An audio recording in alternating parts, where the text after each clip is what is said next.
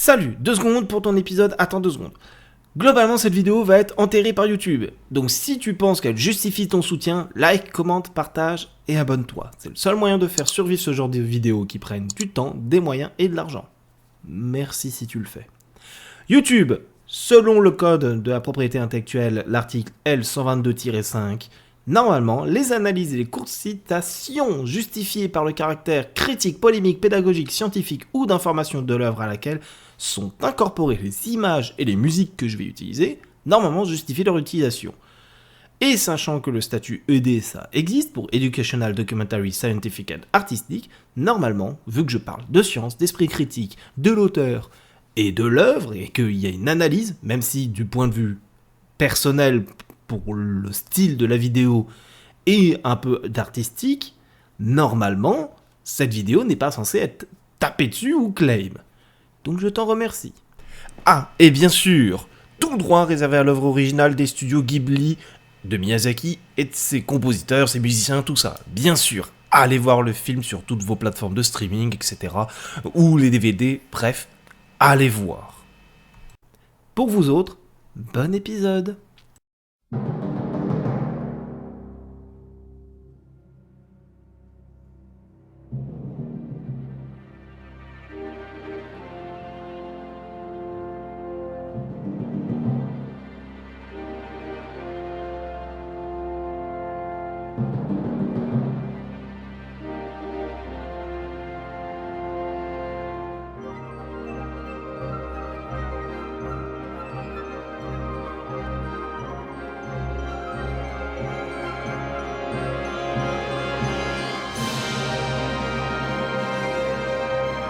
YouTube, je vais te partager encore un sentiment.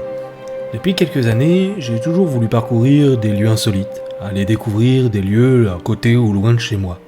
En fait, voyager. Ou juste aller les contempler. En fait, apprendre le monde qui m'entoure.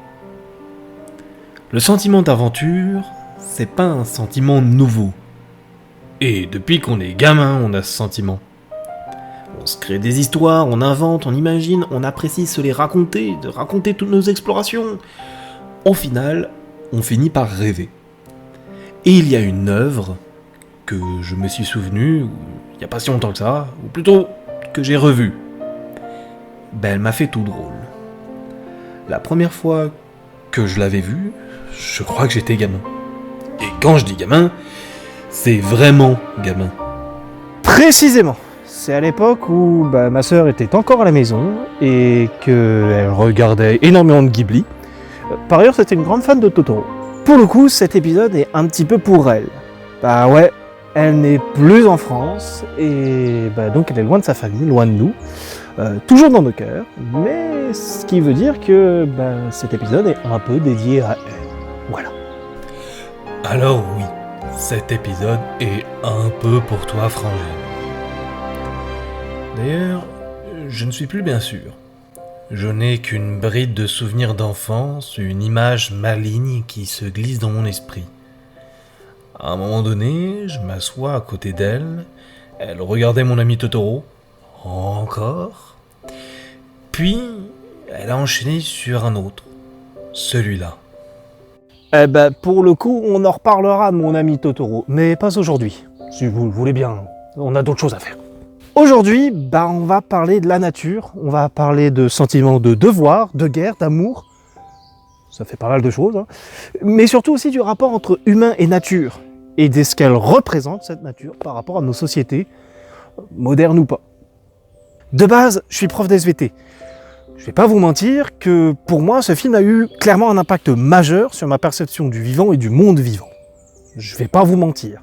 Le jour où on a regardé ce film avec ma frangine, je peux pas le dire autrement. Ce film m'a marqué. C'est indéniable.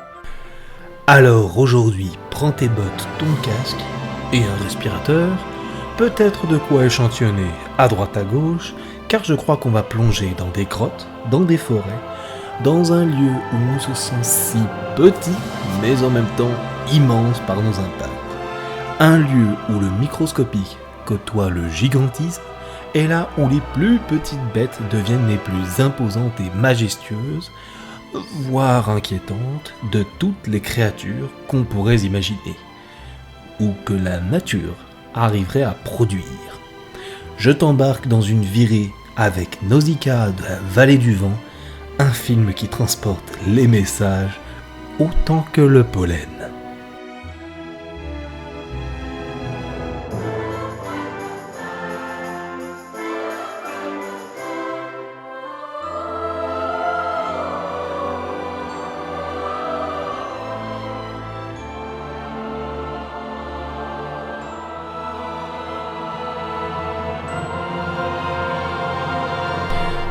De ce que je me souviens de ce film, c'est la musique.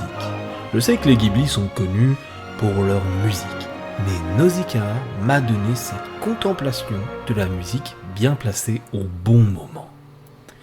Ici, c'est la musique qui forme une inquiétante présence, qui te fait d'ailleurs ressentir une histoire terrible, au relent de mélancolie, qui te présente une histoire, l'histoire de ce monde, détruit par l'humanité. Bon, je peux pas le dire autrement, cette musique est contemplative, un truc de fou. Et c'est avec cette musique qu'on découvre un mot, un concept, la fukai.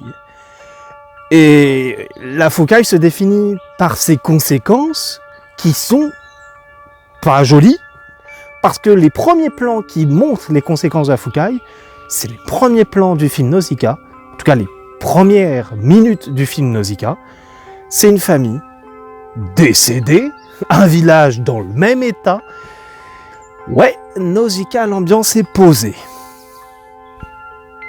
Le film commence par ça. Ce monde de Nausicaa semblait avoir été détruit, et cette musique, qui est faite d'un air mélancolique pour moi, qui énonce comme si c'était normal ce qui s'était passé pour l'humanité. Après avoir dépassé des limites, elle s'est faite punir par ses propres créations. La musique te dit que tout est normal, justifié de tout ce qui s'est passé, de tout ce qui arrive. Regardez ce que vous avez fait, voilà ce qui vous arrive. Un juste équilibre. Il est indéniable que je vous parle de l'auteur. Hayao Miyazaki. Alors, on va faire simple, on va l'appeler Miyazaki, parce que tout le monde l'appelle Miyazaki. Ça va être plus simple. On ne peut négliger le travail de Miyazaki dans l'animation japonaise. C'en est un des piliers. Et je vais même être honnête, c'est pour moi un des plus grands piliers de l'animation japonaise, par goût personnel.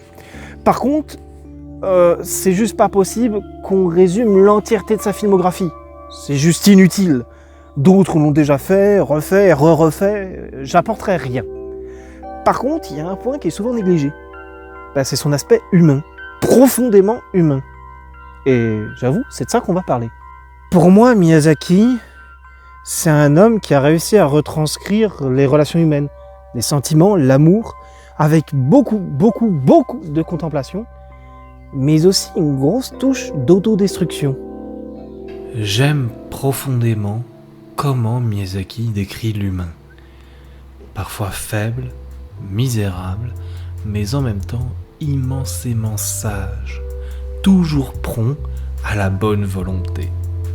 Les antagonistes, d'ailleurs, n'ont que très rarement de mauvaises raisons, ou en tout cas explicables, voire parfois envisageables. Les protagonistes ne sont pas toujours bons, voire ils sont faillibles et humains. Je peux pas parler de Miyazaki sans parler de son passé. C'est juste indéniable que son passé a joué un rôle majeur dans sa filmographie, dans toutes ses œuvres. À vrai dire, c'est inscrit dans cet ADN et dans l'ADN de toutes ses œuvres. Oui, les traumatismes durant son enfance et dans les années 40, ça a joué forcément sur sa perception du monde. Bon, disons qu'on est face à un Japonais qui a vécu de très nombreuses choses. La fin de la Seconde Guerre mondiale, déjà. Et ensuite, faut être honnête, il vit avec le souvenir, ses proches, la guerre, en tout cas la fin de la guerre, ainsi qu'un Japon en reconstruction. Disons qu'il a été pas mal meurtri par 2 bombes nucléaires. Ouais, sacré choc des civilisations quand même. Je vais pas vous lire sa biographie, ça serait d'une inutilité complète. Par ailleurs, un auteur est toujours ancré dans un contexte. Ça, c'est bien de se le rappeler. Et je vous invite vraiment à aller voir par vous-même, déjà de 1 ses œuvres, mais aussi de peut-être vous renseigner sur le bonhomme. Parce que pour moi, Miyazaki, c'est pas du tout un pacifiste. Pour moi, Miyazaki, c'est quelqu'un qui a vu de quoi l'homme était capable, du meilleur comme du pire.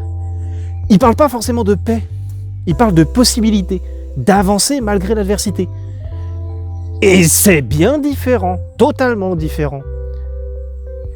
Pour moi, considérer un homme comme Miyazaki de pacifiste n'est pas totalement juste. Car la paix est souvent obtenue dans ses œuvres par une guerre. Il faut se battre pour qu'un monde renaisse, voire naît, que des idéologies disparaissent ou naissent. Il faut que les choses bougent pour s'arrêter un jour. Et à vrai dire, c'est un point qui provient d'un contexte très japonais, et shintoïste par ailleurs, qu'on retrouve énormément dans ses œuvres. Pour le coup, Nausicaa est rempli de symboles shintoïstes. Enfin, il en est rempli. Et sans le savoir, ça m'a énormément marqué. Ça m'a vraiment ancré dans cette mouvance, sans même le savoir. Et pour le coup, je redécouvre encore maintenant, après plusieurs années de revisionnage, je revois ce film, je m'en rends compte que j'ai, en fait, dû à mes passions, mes centres d'intérêt, plein de trucs, que j'ai d'une certaine manière capté en fait cette essence shintoïste. Et sans même m'en rendre compte. Donc ouais, en fait, Nausicaa m'a beaucoup et profondément marqué par toutes ces valeurs, dont des valeurs très shintoïstes. Alors, je dis pas que je suis shintoïste, du tout, mais en tout cas, il y a une philosophie qui s'en rapproche beaucoup. Et j'avoue, c'est assez intéressant de la décortiquer un petit peu et de l'expliquer. En effet, Nausicaa est une œuvre qui a su parler d'écologie et de développement durable sans extrémisation. Il n'y a rien de pire que d'être dans un extrême ou un autre. Par pur avis personnel, les extrêmes m'ont toujours énervé. La vérité n'est ni dans un camp, ni dans un autre. La notion de vérité n'est qu'une question d'équilibre entre êtres humains et d'argument sur le fait. Ne me faites pas dire ce que j'ai pas dit. Oh là, 2 secondes. Ce que je dis, c'est que tous les avis ne se valent pas. Ça, c'est clair. Parce que tout le monde peut avoir un avis, mais c'est pas une preuve, c'est pas une vérité. Un avis ne peut pas contenir de vérité ou de savoir. Parce que tout le monde peut dire ce qu'il veut, c'est indéniable, c'est le principe d'avoir un avis.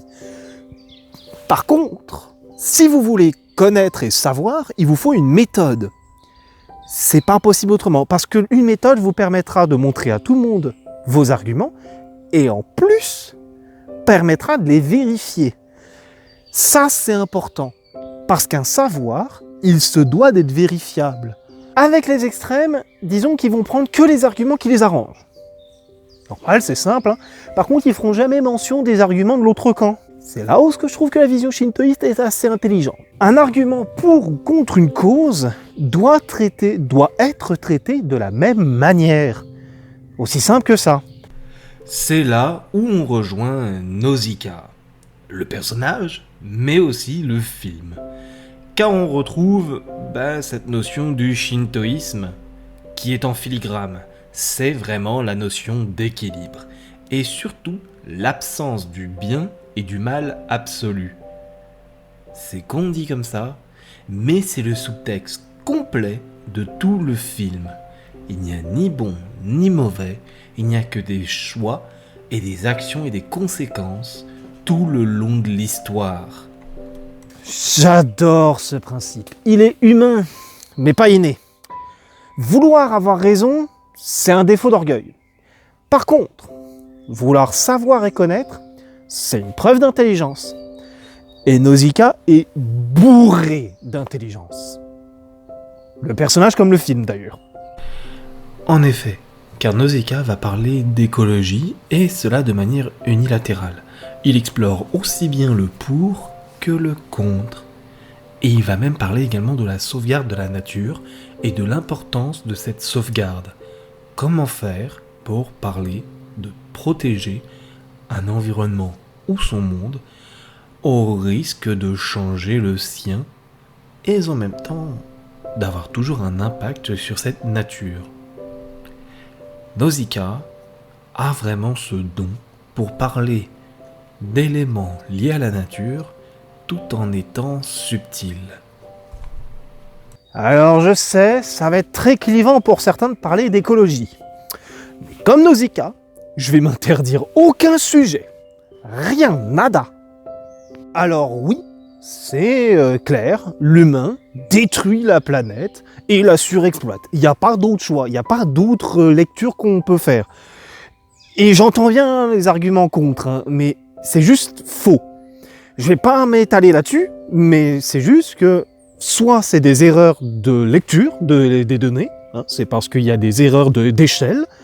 Je vous invite vraiment à aller regarder un petit peu les échelles géologiques et comprendre le principe, vous allez voir.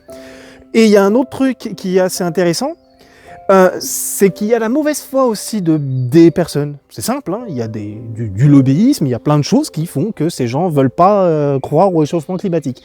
Mais les arguments, je peux bien les entendre, mais ils sont faux. Ou c'est de l'erreur de lecture. C'est-à-dire, il y en a, ils sont pas de mauvaise foi, quoiqu'un peu, juste ils savent pas. Mais c'est pas grave, hein, pas de stigmatisation, mais c'est juste que c'est faux. Voilà. Alors, je vais pas m'empêcher, je vais quand même faire une mini explication pour les 2-3 qui sont sceptiques. Vraiment, ça va pas durer longtemps. Alors, contrairement à certains, je ne vais pas faire d'argument d'autorité. À vous dire, ouais, je suis prof d'SVT, etc. Croyez-moi, tout ça. Non, moi je ne veux pas croire. Je veux savoir. C'est-à-dire que si on arrive à me prouver le contraire, ça marche. Par contre, pour réchauffement climatique et tout ça, les études et les méta-analyses, je vous invite à aller voir ce que c'est les méta-analyses, vous trouverez de belles pépites. Elles trouvent, ou en tout cas elles ont prouvé, que nos émissions de gaz à effet de serre sont clairement une des causes du réchauffement climatique, et qu'il existe. À vrai dire, ce n'est pas que la quantité de gaz qui affecte vraiment l'environnement, c'est qu'en 100 ans, on a produit plus de gaz que la Terre aurait pu le faire en des millions d'années. Et c'est ce qui fait que les espèces n'ont pas le temps de s'adapter à ce climat qui est chamboulé. C'est ça le problème, c'est en ça qu'on parle de réchauffement climatique. Alors, comme je l'ai dit, je vais pas m'étaler là-dessus. C'est pas le sujet de la vidéo. Et c'est pas le sujet de Nausicaa. Oui, malgré tout, la lutte écologique, c'est pas le sujet de Nausicaa. Du tout. Mais vraiment. Car contrairement à ce qu'on pourrait croire, Nausicaa ne va pas vraiment avec la lutte écologique. Nausicaa parle surtout du rapport qu'on a envers la nature. Ce n'est pas un étendard des luttes écologiques, c'est un étendard pour l'amour qu'on devrait avoir envers la nature. Le Shizen. Voir la nature comme quelque chose de sacré, une harmonie que l'on doit avoir pour vivre. Prendre ce qu'elle nous offre, mais sans l'exploiter. Vivre simple, mais en harmonie avec son environnement. Dérange le moins possible les autres, l'environnement, la vie. Et contemple, observe ce que le monde a à offrir. Le Shizen. Cette harmonie profonde que la nature bouge, vit, meurt, et puis change. Tout dans un mouvement intemporel, mais en même temps fini. Cela va avec le reste de la philosophie shintoïste, comme le lei, qui est la gratuité, l'offrande, le fait que entre les humains, donner, partager, offrir doit être un pilier. Ne pas attendre quelque chose pour être bon, que ce soit envers les humains, mais aussi les kami, les divinités shintoïstes. Il y a aussi le Sei et le Kagare, qui sont également en sous-texte dans Nausicaa. La pureté et l'impur, la nature chose de pureté, mais en même temps dangereuse, qui si tu la respires devient mortelle et on pourrit de l'intérieur. Nausicaa et Safukai.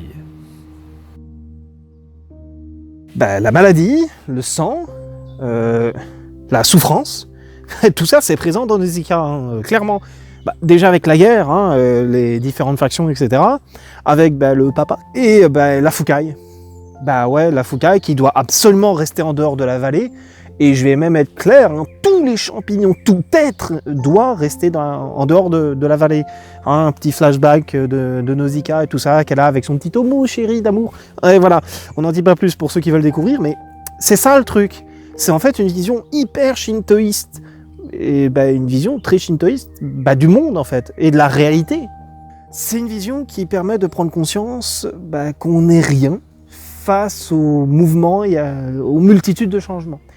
À vrai dire, la temporalité, ou plutôt l'intemporalité de la nature, face à notre éphémère existence. Ouais. Cette vision m'a profondément marqué étant gamin. Je n'avais pas toutes les connaissances que j'ai à l'heure d'aujourd'hui, mais le sentiment d'être rien face à l'univers et la nature m'a rendu insignifiant, mais heureux. Savoir que, après moi, la vie continue était une vraie délivrance, mais aussi une source de curiosité. Je voulais comprendre le monde. Comme Nausicaa. D'ailleurs, Nausicaa ne fait pas que contempler la nature. Elle l'étudie, elle veut savoir comment elle fonctionne. Son labo lui a permis de connaître le secret de la Fukai et des Omu. C'est un majestueux insecte qui représente la violence de la nature, mais aussi sa grande beauté et toute sa complexité. Que la nature peut aussi donner la vie, mais la reprendre. Nausicaa comprend. Un poison peut tuer, mais en toute petite dose, il devient un remède contre le cancer, par exemple, ou contre un pathogène. Voir le monde, le comprendre par les sciences, Nausicaa, elle l'a fait. Elle ne croit pas, elle sait. Et d'ailleurs, elle sait que la Fukai est une conséquence des actes des hommes, mais aussi une réponse du changement que la nature apporte lorsque l'homme dépasse les limites. La richesse d'enseignement et d'humilité que Nausicaa apporte à tous ceux qui pensent avoir les solutions, c'est fameux. Car eux, ils croient, mais ne savent pas. Nausicaa est une ode aux sciences et à la découverte de la nature, et au dépassement des préjugés par la connaissance. Je pense clairement que c'est pour ça que Nausicaa m'a tellement marqué. En tout cas, que j'adore Nausicaa. Parce que j'étais un gamin qui adorait les sciences et j'étais du genre à, disons, la plupart des gens adoraient écraser les insectes. Moi, je demandais à ce qu'on me laisse regarder toutes les petites créatures du jardin. Mais vraiment, 100%. Au point même de laisser des tonnes de fourmis grimper dans mes plaies, de mes genoux complètement écorchés, parce que j'étais tout le temps en train d'observer, d'être à genoux, donc les genoux étaient complètement défoncés. Et il y avait des tonnes de fourmis qui venaient, qui grimpaient, au grand désastre de ma mère. Et c'est une vraie histoire. Big up à elle. Et les tonnes de soirées à devoir me retirer les fourmis, une à une, qui me bouffaient les plaies. C'est dégueulasse. Nausicaa est une ode aux sciences et à la découverte de la nature et au dépassement des préjugés par la connaissance. Alors oui, Nausicaa permet de contempler la nature. Oui, il parle de protéger les siens face aux dangers, la guerre.